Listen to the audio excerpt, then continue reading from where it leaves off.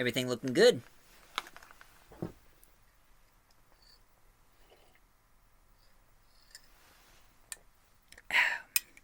Hello, ladies and gentlemen, 'tis I, Michael A. Graham, aka the Multi-Voice. I have many voices, but one opinion. And today, welcome to a brand new Doctor Who-Athon. Ooh-wee!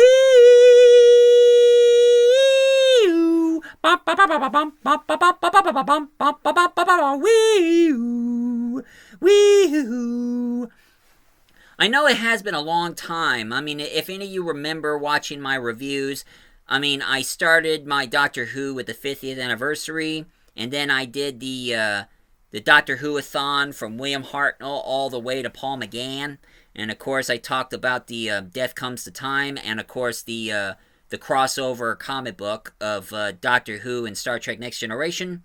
But now I'm going to talk about a brand new Doctor Who series, and this one I call it the Eccleston Era. And this one was made back in 2015. Huh. Hard to believe. That was the same year I graduated.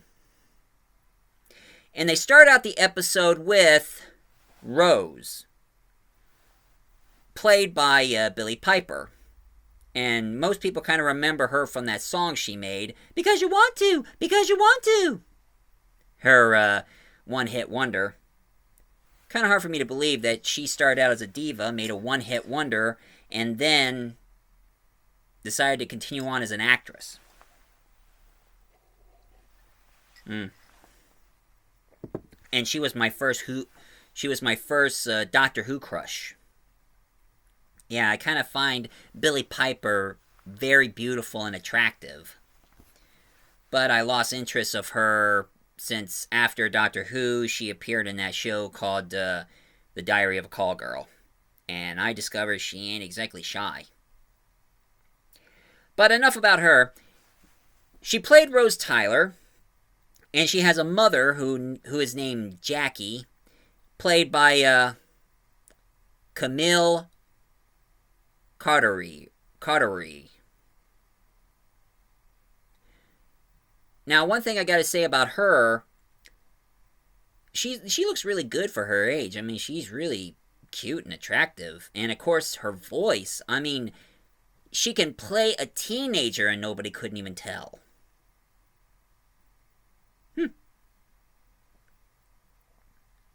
And, of course, she has a boyfriend who goes by the name of Mickey, played by Noel Clarke. Now, I kind of like Mickey at first, but when he starts getting involved with the alien stuff, he becomes a real coward. I mean, he's real chicken shit. And of course, a group of Autons, the living plastic from the Jon Pertwee era, they start coming to life, and they're about ready to kill Rose until the Doctor grabbed her by the hand. And it's the Doctor, played by Christopher Eccleston. And Christopher Eccleston said, "Run!" And of course, they run away from the Autons. And of course, one of his mechanical arm fell off. And then he tells her, "Don't tell anybody about this. This is top secret." And of course, he said, "I'm the Doctor, by the way. What's yours?" "Rose. Nice to meet you, Rose. Now, run for your life." And then her store gets exploded. And she wanted to know about who is this Doctor character, the guy who calls himself the Doctor. So she looked it up online, and turns out that there was a guy who goes by the name of Clive, played by Mark Benton. Now, Mark Benton had a lot of information about the Doctor. He even had a picture of the Doctor who was there during Dallas, during the assassination of Kennedy. Kind of makes me wonder what happened in that in that adventure. What was the Doctor doing during the assassination of Kennedy? Did some alien try to prevent Kennedy's assassin and therefore created a terrible paradox, so the Doctor had to show up and make sure that the assassination supposed to happen? Who knows?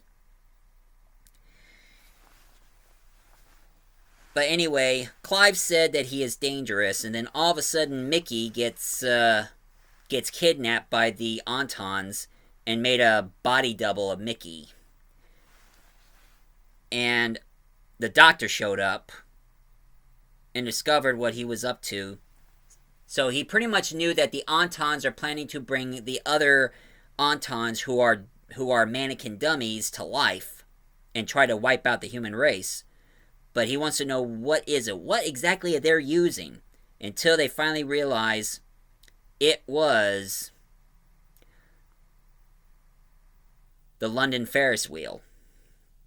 The London Ferris wheel is the key. So now he went all the way to the Ferris wheel and even found the Autons, tried to stop them, and of course Mickey is alive and well.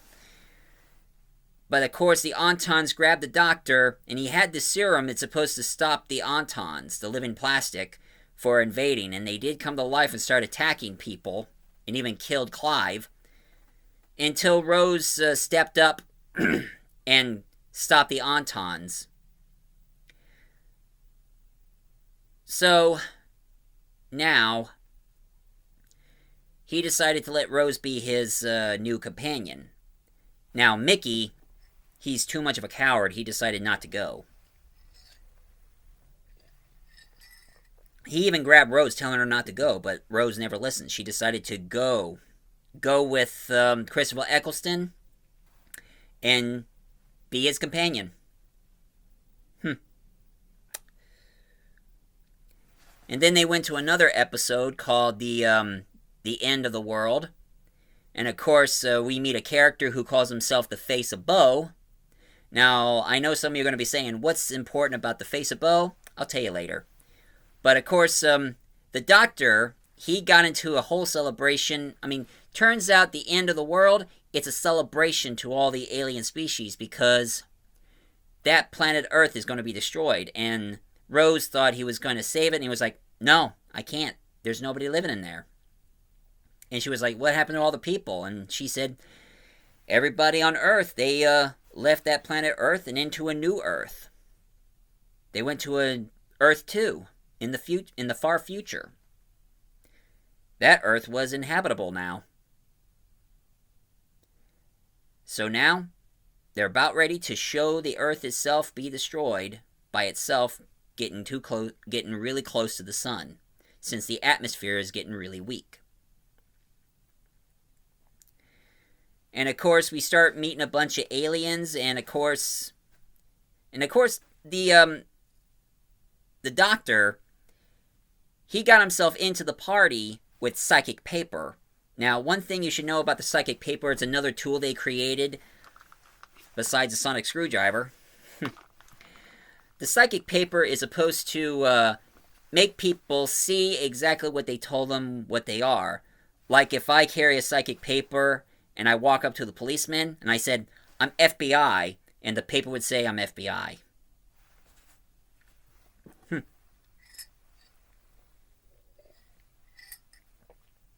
Pretty handy to have, hey? And of course, he even meets this alien who goes by the name of Jade, who is a tree, a living tree. Unlike Groot, you know. I mean, she doesn't go around saying, I am Groot. She's one of those living trees from Earth. And of course, she looked up the Doctor, and she knows who he is. She knows that he's a Time Lord from the planet Gallifrey. And she said that she feels really sorry about his people.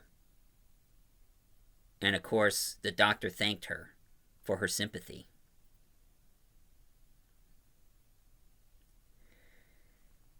And of course, it turns out that was the last human being to ever live, Cassandra O'Brien, played by Zoe Wanamaker. One thing she was trying to do is trying to wipe out every single species from Earth so she can get paid over their deaths. Some sort of profit deal. And the way she is, I mean, she's like plastic surgery from the extreme, where she's nothing more but a stretched out piece of skin with veins and a brain in a jar. and always telling her assistants to moisturize her. This is why I am against plastic surgery. I mean, Bones is right about one thing. They're barbaric. I disapprove plastic surgery and implants. No collagen, no silicone. I hate that. Anyway, Jade sacrificed herself to save the Doctor in order to stop the machine from opening up, letting everybody burn from the sun.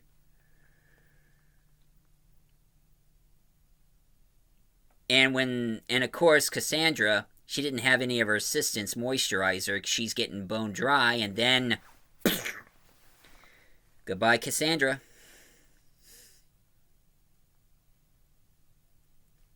And then they went all the way back into Victorian time, where they meet Charles Dickens, played by Simon Callow. Simon Callow. Turns out there was like this spiritual ghost that goes through gas, and of course there is this maid who's supposed to be a psychic who sees the future, and warns Rose about her being with the Doctor. But of course, the Doctor put a stop to it, and Charles Dickens went on his way. And then they went all the way to modern London, where it turns out a spaceship crashed in London and hit Big Ben. But it turns out it was a hoax. It was just a pig. They just turned it into a human mutant pig. But it's not an alien. The real aliens were the Slovenes. These baby-faced green creatures who only farts. And of course they're from the planet called Resicatori Cafarel Vesitarian. I'm just trying to read what it says here. I can't pronounce it. Let's just say they're Slovene, and they always disguise themselves as obese people.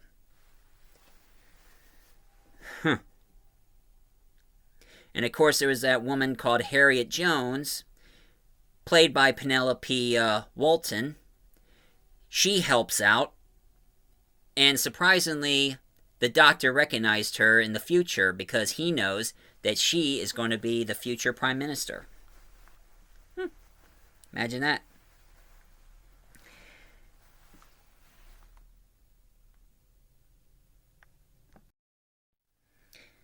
And also the Doctor meets this Asian scientist who is supposed to be studying the guy, supposed to be studying that pig creature, played by Dr. Sato, played by the lovely Nakiko Mori. Now, I remember her from AbFab, Absolutely Fabulous. She plays Safi's friend. But of course, this ain't the only scene that she's going to be in Doctor Who, because she's going to be appearing in a spinoff, which I'm going to mention to you later. And of course, there's an episode called The Dalek, where there is this rich billionaire who has an underground museum full of alien stuff. And it turns out he has the ancient evil aliens of them all, the Dalek. And of course, that's when it started explaining more to the Doctor's origin. Turns out that it was the Dalek that wiped out his people in Gallifrey. They wiped out every single Gallifreyan, aka Time Lords, throughout Gallifrey to an extinction. He genocided them, and the Doctor was the only survivor. So they had a little feud between him and the Dalek, until Rose met the Dalek, and she put her hand on his armor, and it burned her hand, and now a piece of Rose combined with the Dalek. So now he starts having emotions. But he can't do it. He can't live on with these emotions, having sympathy and all. He'd rather die than have emotions like other species. Because one thing I know about the Daleks, they go for destruction, conquer, hatred, and to them they think hate is beautiful. I mean, after all, the creator who created the Daleks, he based the Daleks from the German soldiers during World War II. You know, the Third Reich.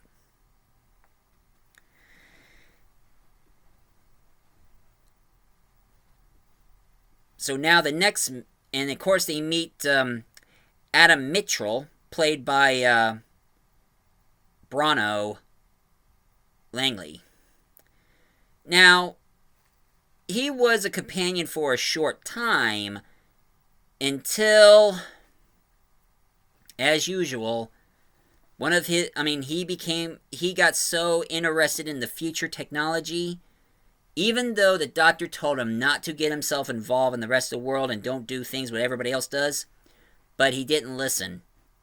He gets himself a high-tech device implanted into his forehead, and he snaps his fingers, and now the bad guys knows everything about the Doctor, and it almost got the Doctor and Rose killed. And he didn't even apologize for his mistake. He thought he can do better. But he's too careless. So now the Doctor left him in his own time. And also, in the future, he becomes a villain in one of the Doctor Who comic books.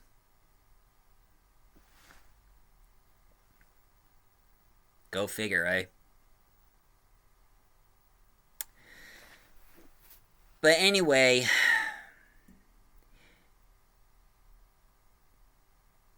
now the Doctor has to deal with Rose because he took her into the past where she saw where her father died. Her father died from being ran over by a car. So what Rose did, she ignored the Doctor and decided to save her own father. And now she's creating a rift.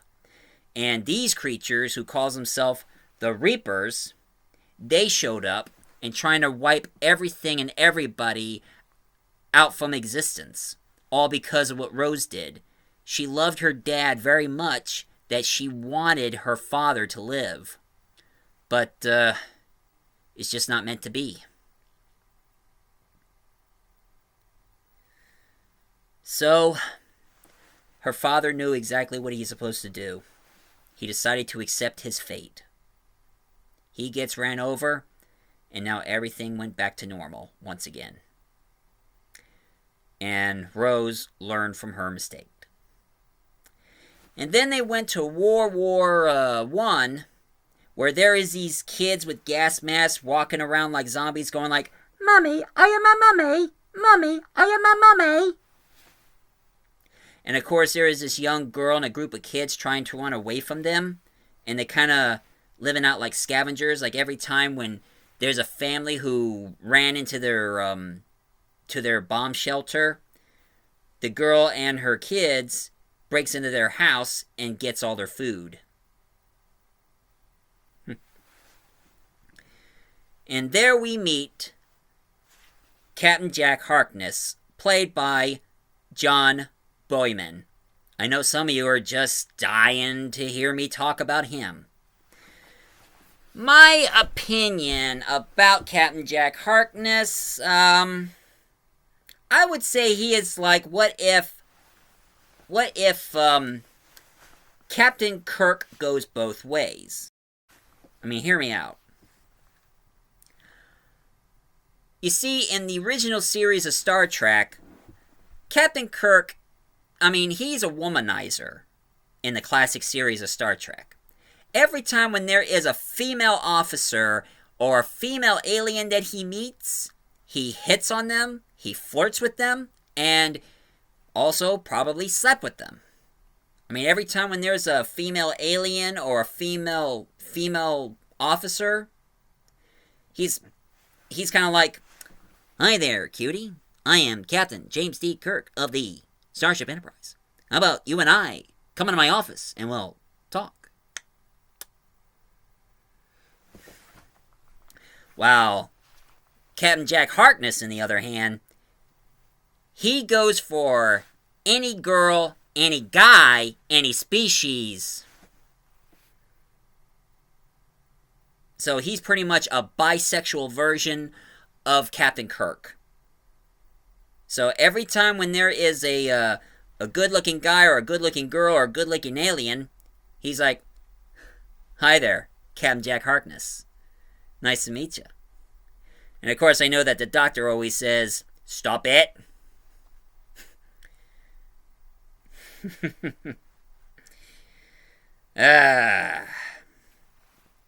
Captain Jack Harkness. And I will talk about the spin-off that he stars in along with Dr. Sato,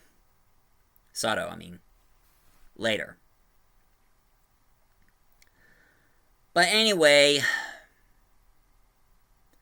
Captain Jack Harkness, I mean, the Doctor figured out who are those zombie gas mask kids are, and the people who got infected from it. I mean, every time when people get affected, they get a scratch on their hand, and their face starts turning into a gas mask, and keeps on repeating, "Mommy, are you my mummy? Mommy, are you my mummy? Mommy, are you my mummy?"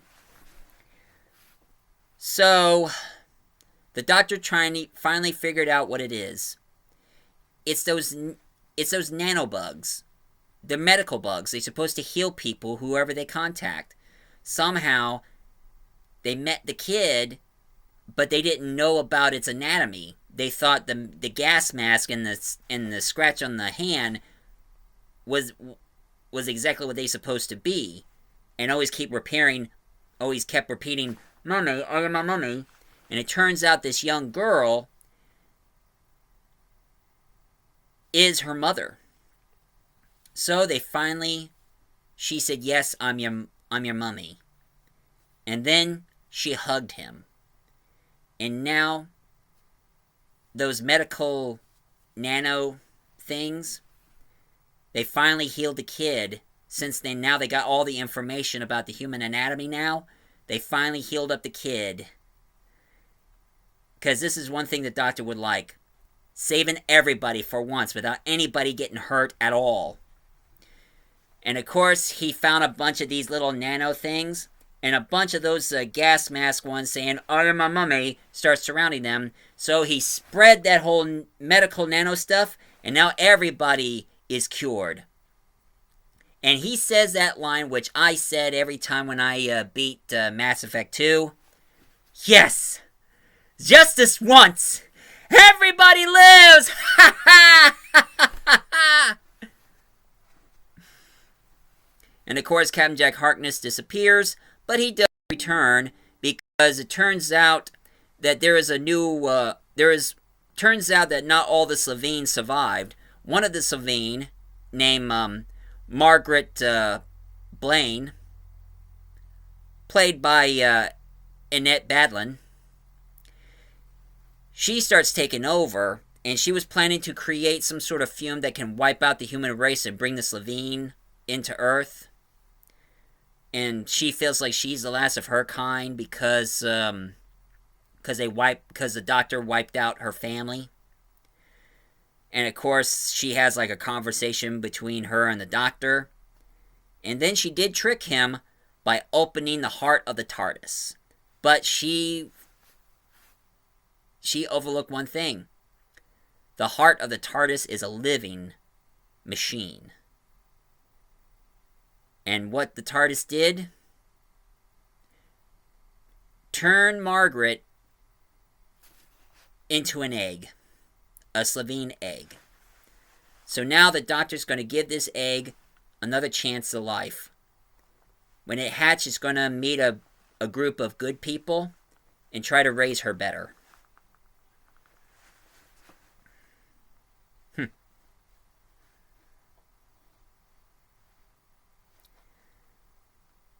Wow.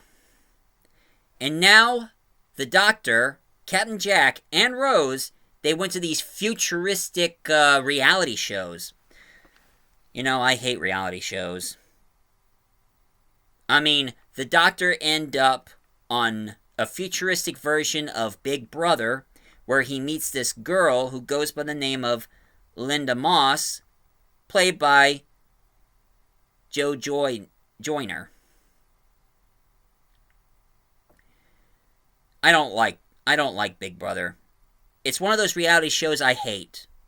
I mean, I hate reality shows about a group of people living in a house and trying to bring their drama along with it in order to make it interesting. This is why I freaking hate reality shows. And I know some of you people, I mean, I'll be mentioning it to you, so some of you might be interested in watching Big Brother. Well, here's one thing. F this show! If you have a brain in your skull, you better avoid the show at all costs. Because only dumbass people who always cared about celebrities be on the show like that. I'm just not a big fan. Okay? But the other shows that they also appeared in that I do like. Rose is in the futuristic version of The Weakest Link. You are the weakest link. Goodbye. And Captain Jack Harkness, he's in the futuristic world of What Not to Wear. Two women who looks at the person and knowing what kind of style of clothing they can wear. I thought that was a pretty interesting show. Those two women talking about what kind of style and what kind of clothing they can go for. And I know Captain Jack Harkness was hitting on those two android women. And of course, when they made him completely, they vaporized the clothing he was wearing, and he says, "So dozens of billions of people going to be seeing me like this?" And they both said, "Absolutely." And and Jack Harkness saying, "Hey ladies, I think your ratings gone up." Oh, Jack. Oh, shoot. Oh, damn. Ah. Oh, Jack. What can we do without you? But of course, one thing I found so funny, I mean, that's one thing most people kept hinting on. I mean, Demolition Man referenced it, and even The Expendables referenced it. And now in this episode of Doctor Who, they said that Arnold Schwarzenegger became president.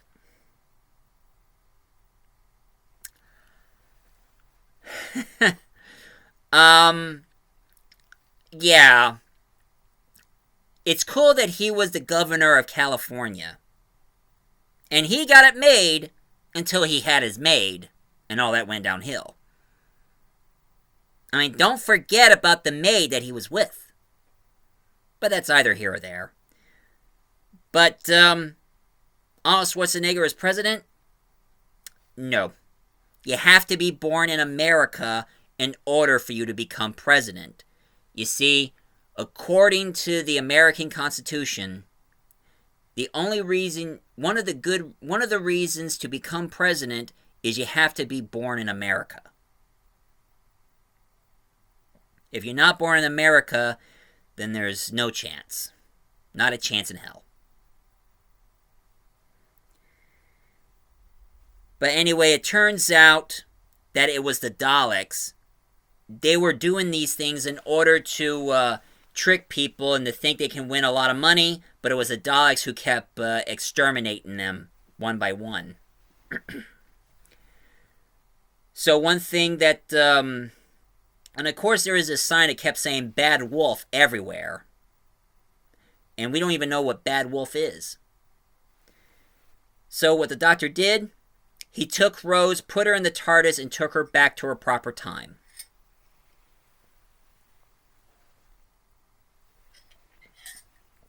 But Rose, she can't give up. She didn't want to give up. She didn't want to leave the Doctor there to die by the Daleks. So the only way she thinks she's going to do is opening the heart of the TARDIS. So Mickey and her mother decided to help her, and she opened up the heart of the TARDIS, and she absorbed the power from the TARDIS, and now she becomes Bad Wolf. And she wiped out every single one of the Daleks. And of course, Captain Jack Harkness, he got shot by the Daleks, but what Rose Tyler done? I mean, the heart of the TARDIS gave her godlike powers.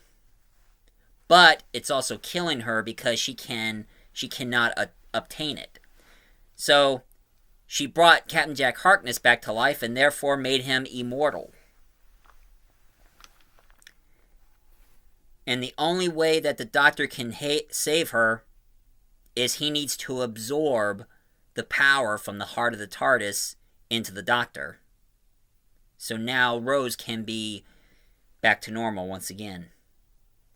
And then, this is where it starts. The Doctor had obtained the power from the heart of the TARDIS, and now it's killing his body. And the only way he can do is to regenerate. And of course, Christopher Eccleston said, Rose, I want you to know you are fantastic. Absolutely fantastic. And you know what? So was I. And then he bursts into flames, and then he wakes up as David Tennant. And David Tennant... I'll tell you more about David Tennant in my next review. But anyway, one thing that David Tennant said is, well, that was different. Anyway, new teeth. That's weird. Anyway, where was I? Oh yes, Barcelona. And that is the end. And now that is the end of the Eccleston era for today. So if any of you like my review about the Eccleston era, please leave a comment down below, hit like and subscribe. And I know some of you are going to be asking me and telling me about this. I know. After the series end, Christopher Eccleston had a bad rap with the showrunner. And of course, he did not really like David Tennant at all. And of course, every time when they're trying to do one time they were trying to do like a 50th anniversary, Christopher Eccleston said no, so therefore that's why we have John Hurt as the War Doctor to replace Eccleston and have his own origin.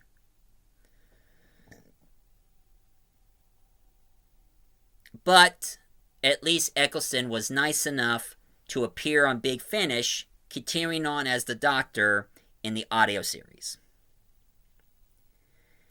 But anyway, this is my review of the Doctor Who-Athon, the Eccleston era.